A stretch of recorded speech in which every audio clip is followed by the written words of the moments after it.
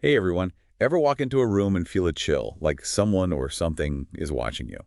Today, we're diving into the world of ghosts and ghost hunting. It's fascinating, isn't it? We often think of ghosts as a modern thing, but almost every culture in history has stories about spirits, hauntings. Right. It's not just spooky stories either. These beliefs, they shaped ancient rituals, they even impacted how people grieved. Absolutely. Take ancient Mesopotamia, for example. They believed that if someone didn't receive a proper burial, their spirit could come back to haunt the living. And this wasn't just a small worry for them, it was a huge part of their burial rituals, their whole understanding of the afterlife. So it wasn't just about, like, honoring the dead, it was about making sure they stayed gone. Is Wow. that where we get the idea of offerings for the dead? To, like, appease the spirits so they don't cause trouble? It's definitely possible. These beliefs were a huge part of their entire worldview. They believed that the spirit world, it had a real impact on the physical world, and the other way around, too. So, keeping the dead peaceful, it wasn't just being respectful, it was about keeping things balanced, keeping order in their own That lives. makes sense. It's like, here's some food for your journey. Please don't curse my crops. But this fear of restless spirits, it wasn't just Mesopotamia, right? Oh, not at all. You see similar themes throughout history. Even Pliny the Younger, he was a Roman author back in the first century AD, wrote about a haunting that a philosopher, Athenodorus, investigated. Okay, Pliny the Younger. Remind me about that one. It rings a bell. So the story goes that Athenodorus, he was a Stoic philosopher, and this is important. The Stoics were all about logic, self-control, accepting what you can't change. So not the type to get spooked easily. Exactly. So when this ghostly figure, rattling chains, the whole bit, appeared to Athenodorus, he didn't freak out. He just calmly followed this ghost, and it led him to a spot in the garden. Okay, that's either brave or crazy. I guess you follow when a ghost tells you to. What happened?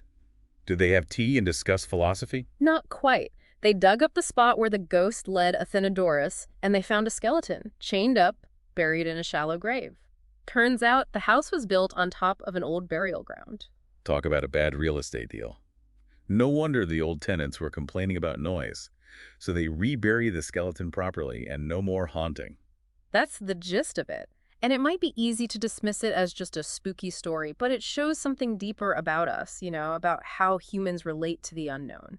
Whether it's ancient Mesopotamians with their burial rituals or a Stoic philosopher just chilling with the goats, there's this deep need to understand, to interact with, maybe even control the things we don't understand. It's like, even if we don't believe in ghosts, we're still drawn to the possibility. And speaking of exploring the unknown, ghost hunting today, it's not just about following rattling chains anymore. Absolutely. We've gone from seances and whispers to EMF readers and infrared cameras. It's this wild mix of old beliefs and new technology. Yeah, it's like Ghostbusters meets CSI. But even with all the gadgets, the big question remains, right, are we actually finding ghosts? Or is there a simpler explanation? That's the million-dollar question, right? And it's actually caused a split in the ghost hunting world. On one side, you've got psychic mediums. They rely on their intuition, their claimed ability to talk to spirits. Then you've got groups that are all about the tech, trying to get real evidence of, well, the paranormal. So it's like the psychics versus the techies, both trying to prove ghosts exist in their own way. It's like the ultimate paranormal showdown. But let's talk about the gear. What kind of high-tech stuff are we talking about here? Do ghost hunters have, like, proton packs in their vans? Well, not proton packs exactly, but some of it's pretty impressive. One of the most common is the EMF reader. It stands for electromagnetic field reader. EMF readers, right? Mm. Those measure the electromagnetic fields, like Yeah. ones from power lines and appliances and stuff. Exactly. But some ghost hunters, they think spirits can cause changes in these fields too, like ripples in a pond. So a sudden spike on the reader in a quiet old building could be a ghost saying hello, at least that's the theory. Interesting. So no guarantees, but a potential clue. And EMF readers aren't the only tool, right? Oh no, there's a whole bunch of gadgets, like K2 meters, they're like EMF readers, but even more sensitive. They light up if the electromagnetic field changes, and some ghost hunters think they can use them to get yes or no answers from spirits. Wait, they ask a ghost a question, and the meter tells them the answer. That's like a high-tech magic 8-ball. You could say that. But EMF readers and K2 meters aren't the only tools focused on energy. There's also the Ovilus, and that one's, well, it's different. Okay, the Ovilus. I've heard of Yeah. that. It's a little out there, even for ghost hunting. It definitely causes debate, that's for sure. The Ovilus, It claims to translate environmental readings, like those electromagnetic fluctuations we talked about, even temperature changes, into words. It's like a spirit dictionary. Put the data in, and it spits out a word or a phrase, maybe a message from the other side. That's both really cool and kind of creepy. I get why people are divided on that one. Yeah. But you mentioned temperature changes. Isn't that a classic sign of a haunting? Like the air getting suddenly cold? It is a classic, and ghost hunters now use infrared thermometers to find those cold spots. The idea is that spirits might take energy from their surroundings, and that causes the temperature to drop. Of course, skeptics will say there are normal reasons for cold spots in old buildings, drafts, bad insulation. Right, it all comes down to how you interpret it. One person's ghostly chill is another person's drafty window. Mm-hmm. But what about other tools? Anything to capture sounds or even images of these ghosts? Definitely. Audio recorders are essential for ghost hunters. They're used to capture EVPs, electronic voice phenomena. EVPs, right? Those recordings where you hear whispers or voices that weren't there when they were recording. That's some creepy stuff. It can be. The theory is that spirits can mess with electronic devices to make their presence known, and their voices, you can only hear them on the recording. Of course, skeptics will say EVPs are just radio waves, background noise, maybe even the ghost hunter whispering and not realizing it. Makes sense. Our ears and brains can play tricks on us, especially if we're expecting to hear something spooky. But what about actually seeing a ghost? Don't ghost hunters have special cameras for that? They do. We're not at the Ghostbusters trap level yet, but there are a lot of different cameras used in ghost hunting. Full spectrum cameras try to capture more light than our eyes can see, like ultraviolet and infrared light. So they're looking for light patterns that we normally wouldn't be able to see. That's pretty neat. It is. And then you've got infrared video lights, which light up dark areas with infrared, so you can film in total darkness without bothering any potential spirits with regular light. Like giving night vision goggles to the camera. I'd imagine not everything they catch on camera is actually ghosts, though. You're right. That's why lots of ghost hunting groups use other tools to rule out hoaxes or mistakes. Things like black lights, which can show if someone's trying to fake something. Okay, so they're checking to see if someone's trying to fake a haunting. Smart. What else? Well, there are SLS cameras that use lasers to map out a location and spot anything unusual that you might not notice just by looking. And of course, there's good old-fashioned photography, both with digital and film cameras. Wow, so we've gone from candles and Ouija boards to a full-on paranormal CSI unit. But with all this tech, has any of it actually proven that ghosts exist? That's a big debate in the paranormal community. Some people believe these tools are helping us understand the spirit world, while others say the evidence is still up for interpretation. It's like we've upgraded the tools, but the mystery's the same. Speaking of mysteries, you mentioned famous hauntings earlier, cases that have really captured people's imaginations, inspired movies, books, all of that. Exactly. And when you talk about famous hauntings, you have to talk about Ed and Lorraine Warren. The Warrens. Now, those are some stories that'll keep you up at night. Okay, the Warrens. Their cases are legendary. Haunted houses, possessed dolls, they saw it all. But where do we even start with their work? Let's start with one of their most famous cases, the Amityville Horror. It's a story that captivated everyone, a family terrorized by something unseen in a normal suburban home. Amityville. Just hearing that name gives me chills. I remember seeing the movie, still creeps me out. But that was based on a real family, right? It was. In 1974, the house at 112 Ocean Avenue in Amityville, New York, it became the scene of a terrible crime. Ronald DeFeo Jr., he shot and killed his entire family, his parents, his siblings, while they were sleeping. That's awful. It's hard to even imagine what that family went through. But how did that lead to a haunting? Well, about a year later, a new family, the Lutzes, they moved in. George and Kathleen Lutz and their 3 kids, they just wanted a fresh start, but that's not what they got. Okay, this is where it gets paranormal. What kind of stuff was happening to the Lutzes? At first, it was small things, weird noises, doors slamming on their own, cold spots. But then it got worse. The Lutzes, they said flies would just appear out of nowhere, green slime coming out of the walls, even demonic voices, figures appearing. Okay, now we're talking full-on haunting. This is where the Warrens come in. Right. The Lutzes were terrified, so they contacted Ed and Lorraine Warren, who were already pretty famous for investigating paranormal stuff. And the Warrens, being the paranormal power couple, I'm sure they had some ideas about what was going on. They did. Lorraine, she claimed to be clairvoyant, and she said she felt this dark presence in the house. Ed, he was a demonologist, and he believed the house was full of demons. Demons, that's even scarier. Oh. So what did they do? Try to exorcise them? According to them, yes, they did blessings, rituals, tried to clean the house, but they were met with resistance. The paranormal activity got more intense. The Lutzes ended up running away after less than a month, leaving everything behind. They swore they'd never go back. That's terrifying. Even the Warrens couldn't handle it. No wonder that story became so famous. But the Amityville Horror, that wasn't their only time dealing with something demonic, was it?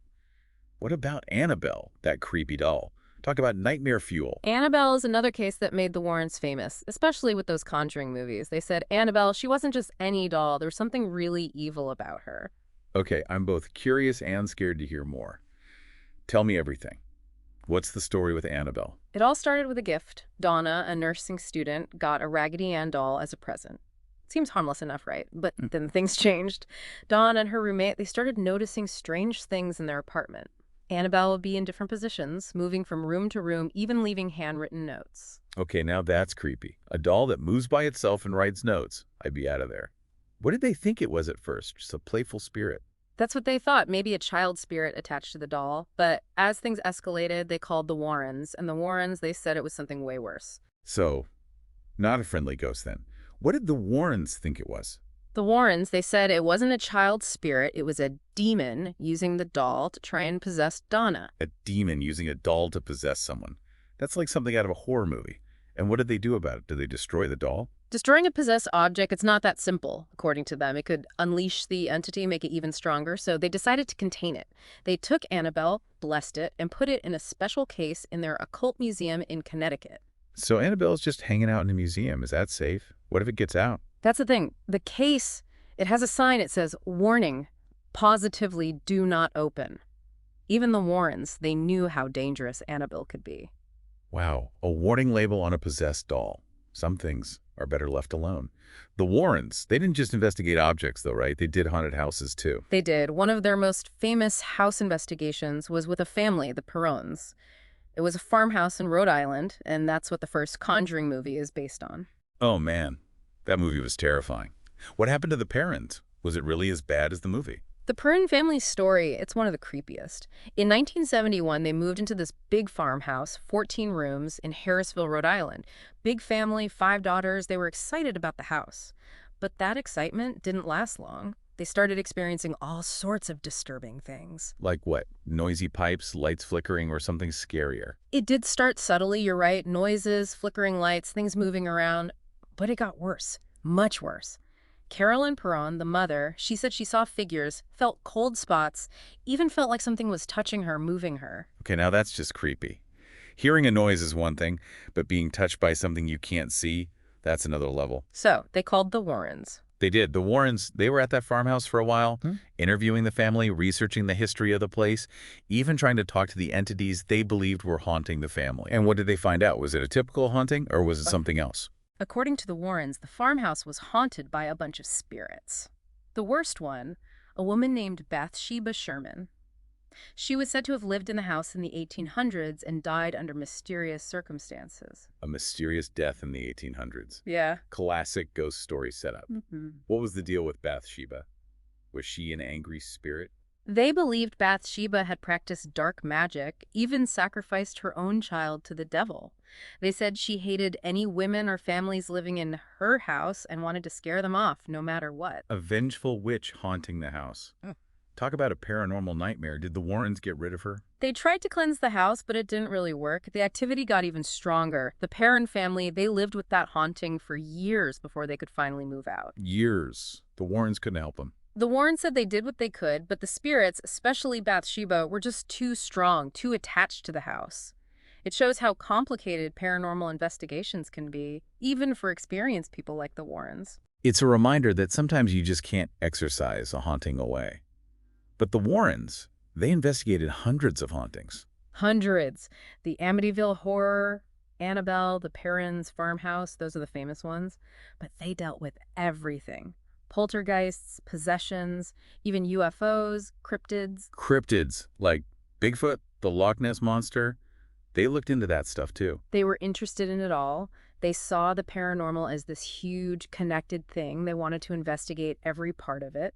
They believed that by studying these things, they could really understand the nature of reality. Wow, they were like the Indiana Jones of the paranormal, always looking for a new mystery.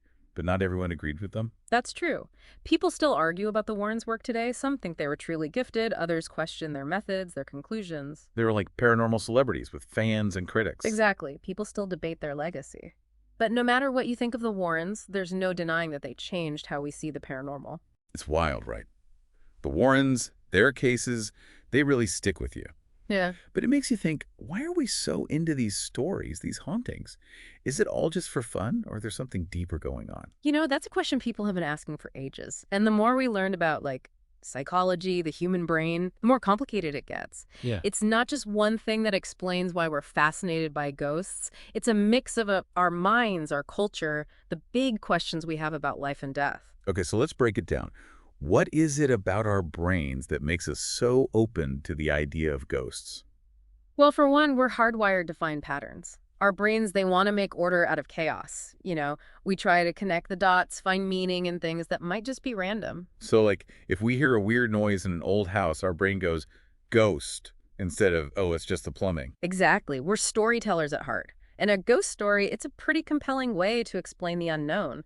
It helps us deal with our fears, think about the big mysteries, you know? So our brains, they'd rather have a spooky explanation than no explanation at all. Pretty much. And these stories, they do more than just entertain.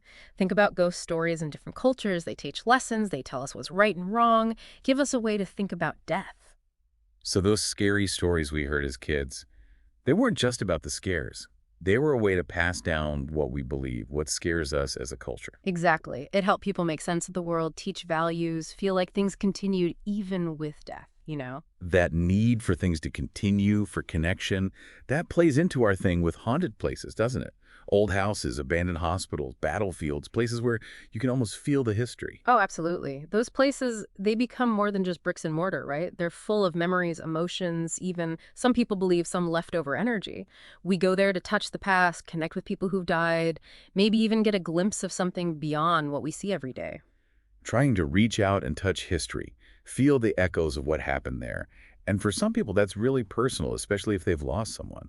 Ghost hunting, it can be a way to find closure, to feel close to those they lost. It's true. For a lot of people, the thought that maybe they could talk to the dead, hear from them again, it gives them comfort, hope. It can help with grief, help them find peace, feel that connection again. It's like saying, even though you're gone, we haven't forgotten you. We're still here, still hoping for a sign. But with all this talk of spirits, we can forget that ghost hunting, even if it comes from a good place, it can have consequences in the real world. That's an important point. You have to be respectful when you're dealing with this stuff for the living and the dead. Haunted places, they're often places with history, tragedy, and we should treat them with care, not like a fun night out or a way to get scared for cheap thrills. It's about balance, Yeah. right? Curiosity and respect, trying to understand without messing with things that are better left alone. Exactly. And that balance, everyone has to figure it out for themselves.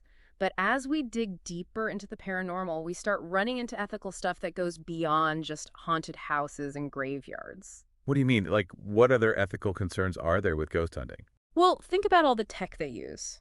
Devices that supposedly can talk to spirits, record their voices, even take pictures of them. It's interesting, sure, but it makes you wonder. Are we stepping on their toes, these spirits? Do they have privacy in the afterlife? It's not something we usually think about. Yeah, if we're using an EVP recorder, are we being rude to the dead? Do ghosts have rights? Those are really interesting questions. They are complicated, and there's no simple answer. But it shows that we have to be careful, use critical thinking, and have a moral compass when we're doing this. We have to think about what we're doing, even if we're dealing with things we can't see. We can't just forget about right and wrong, just because we're in a haunted house. Right. And as technology gets better and better, those questions are going to get even bigger, more important. But in the end, I think why we're so drawn to the paranormal, it comes from a very human place. Our curiosity, wanting to find meaning in what we don't know, and hoping that death, maybe it's not really the end. It's about realizing that there are things out there that we may never understand. Mysteries that keep calling us to explore, to ask questions, and to keep an open mind. I like that.